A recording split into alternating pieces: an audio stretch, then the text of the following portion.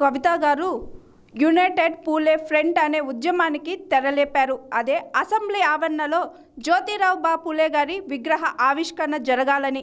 అయితే దీనికి అధికార పక్ష నాయకులు అడ్డుగోడలు వేస్తున్నారు.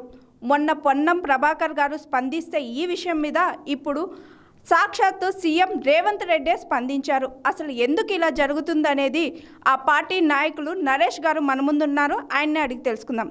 సార్ చెప్పండి, యునైటెడ్ పూలే ఫ్రంట్ ఉద్యమం ద్వారా కవిత గారు ముందుకు వచ్చారు. ఇప్పుడు ఎందుకని అధికార పక్షం వాళ్ళకి దీని మీద అడ్డుగోడలు వేస్తున్నారు? అంటే బీసీలు అంటే నచ్చటం లేదా, లేదు అంటే కవిత గారు ఈ ప్రతిపాదన ముందుకు తీసుకొచ్చారని వాళ్ళకి నచ్చటం లేదా? మొదటగా మేము అనేది ఏంటంటే బీసీలు అంటేనే ఒక చిన్నచూపు పార్టీలకు, జాతీయ పార్టీలు అంటే కాంగ్రెస్ పార్టీ, బీజేపీ పార్టీకి 70 సంవత్సరాలు దాటినప్పుడు కూడా ఈ రోజు వరకు కూడా కేంద్రంలో బీసీ మంత్రిత్వ శాఖ లేకపోవడము, బీసీ కుల జనగణన లేకపోవడము, ఇట్లాంటి చాలా సందర్భాలు ఉన్నాయి. అంటే బీసీలు దశాబ్దాల కాలం నుంచి కూడా పోరాటాలు చేస్తున్నప్పుడు కూడా ఎవరు పట్టించుకున్నది లేడు.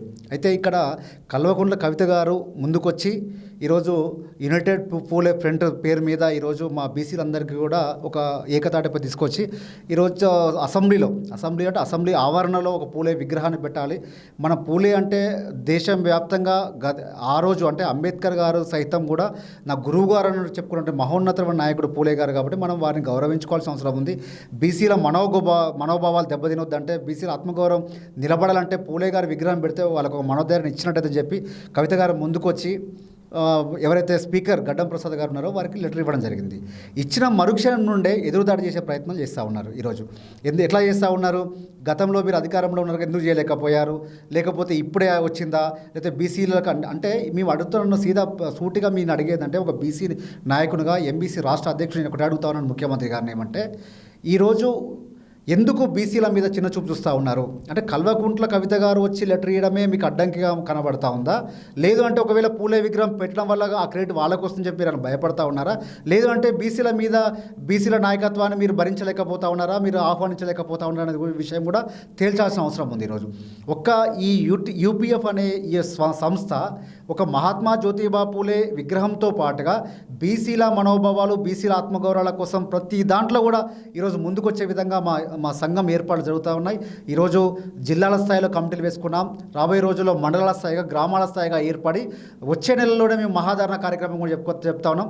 నేను మీ వేదిక GRTV ద్వారా నేను ఒక ముఖ్యమంత్రి రేవంత్ గారు విన్నవించేది ఏంటంటే, దయచేసి మీరు ఏప్రిల్ 11 నాడు వారి జన్మదినం ఉంది కాబట్టి ఆ జన్మదినం లోపు ఒక సానుకూల నిర్ణయం ప్రకటించండి. బీసీలందరికీ కూడా ఒక భరోసాను ఇవ్వండి అని చెప్పి మేము రిక్వెస్ట్ చేస్తూ ఉన్నాం. లేని పక్షంలో ఖచ్చితంగా మాకు ఉద్యమాలు కొత్త ఏం కాదు.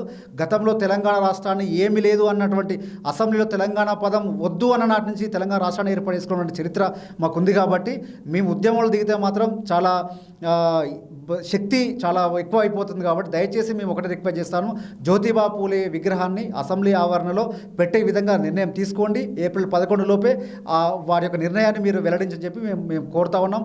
అదే రకంగా హెచ్చరిస్తూ ఉన్నాం. ఈరోజు ఇంకొక విషయం, ఈ రకంగా మేము రాబోయే రోజుల్లో కూడా ఈ కమిటీలను ఏర్పాటు చేసుకున్న తర్వాత ఒకవేళ ఈ రాష్ట్ర ప్రభుత్వం కనుక వినలేని పక్షంలో రాబోయే రోజుల్లో ఒక మహాధారణ కార్యక్రమాన్ని కూడా పిలుపునిస్తూ ఉన్నాం. ఆ మహాధారణ కార్యక్రమం చేసుకుంటాం. డైలీ ఒక ఎమ్మెల్యేల దగ్గరకు వెళ్ళి లెటర్లు ఇచ్చి వాళ్ళ ద్వారా లెటర్లు చేయడము, పోస్ట్ కార్డు కార్యక్రమం ద్వారా ఉన్నటువంటి గ్రామాల్లో ఉన్నటువంటి బీసీలందరినీ ఏకతాటిపై తీసుకొచ్చి ఒకే నినాదం, జై బీసీ నినాదంతో బీసీల ఆత్మగౌరవం కోసం పనిచేసే విధంగా ముందుకు పోతాం. కాబట్టి మా యొక్క విన్నపాన్ని వాళ్ళు ఆహ్వానిస్తారని చెప్పి ఆ పూలే విగ్రహానికి సానుకూలంగా స్పందిస్తారని మేము ఆశాభావం వ్యక్తం చేస్తాం. లేని పక్షంలో ఖచ్చితంగా జరిగే యుద్ధానికి వారే బాధ్యులు అవుతారు. Hi, this is Swathi. Like చేయండి, షేర్ చేయండి, కమెంట్ చేయండి అండ్ సబ్స్క్రైబ్ చేయండి GRTV.